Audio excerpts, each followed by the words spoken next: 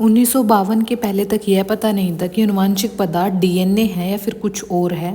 1952 के अंदर Alfred Hershey और मार्था चेस नाम के दो वैज्ञानिकों ने T2 जीवाणु भोजी पर और एस्चेरेशिया कोलाई जीवाणु के ऊपर कार्य करते हुए यह बताया कि डीएनए आनुवांशिक पदार्थ है। T2 जीवाणु भोजी एक प्रकार का वायरस होता है जो बैक्टीरिया के शरीर के ऊपर ग्रोथ करता है। ये क्या करेगा कि बैक्टीरिया को संक्रमित करके अपना डीएनए बैक्टीरियल बॉडी के अंदर प्रवेश करवा देता है। बैक्टीरियल बॉडी में जा करके इसका डीएनए वायरस की मल्टीपल कॉपीज़ बनाता है। जब बहुत सारी कॉपीज़ वायरस की बन जाती है तो ये बैक्टीरियल सेल वॉल को तोड़ करके बाहर निकल आता है। अब पता यहाँ पर ये लगाना था कि बैक्टीरिया के अंदर ऐसा कौन सा पदार्थ है जो इस वायरस से एंटर हुआ और वायरस की बहुत सारी कॉपीज़ बन गई।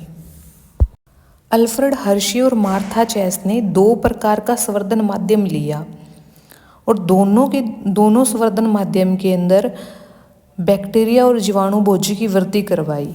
एक संवर्धन माध्यम में रेडियो एक्टिव फॉस्फोरस का उपयोग किया जिससे जीवाणु भोजी का डीएनए फॉस्फोरस से चिन्हित हो गया, यानी इसके डीएनए के अंदर फॉस्फोरस पाया जा रहा था जो रेडियो एक्टिव था।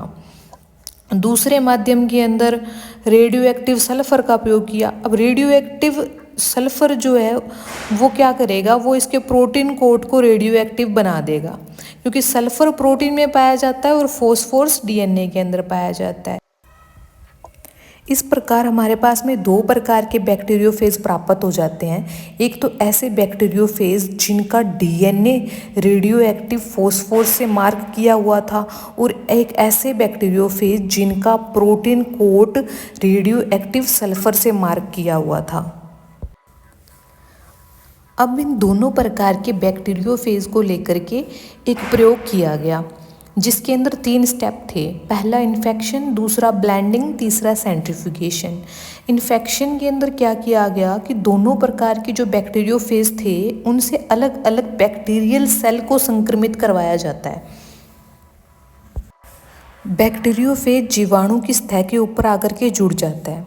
स्टेप नंबर 2 के अंदर ब्लेंडिंग के अंदर विषाणु और जीवाणु के बीच के संपर्क को तोड़ने के लिए ब्लेंडर के अंदर इसको हिलाया जाएगा अच्छे से, जिससे वायरस और जीवाणु अलग अलग हो जाते हैं। स्टेप नंबर 3 के अंदर सेंट्रीफ्यूगेशन टेक्निक का यूज़ किया जाता है।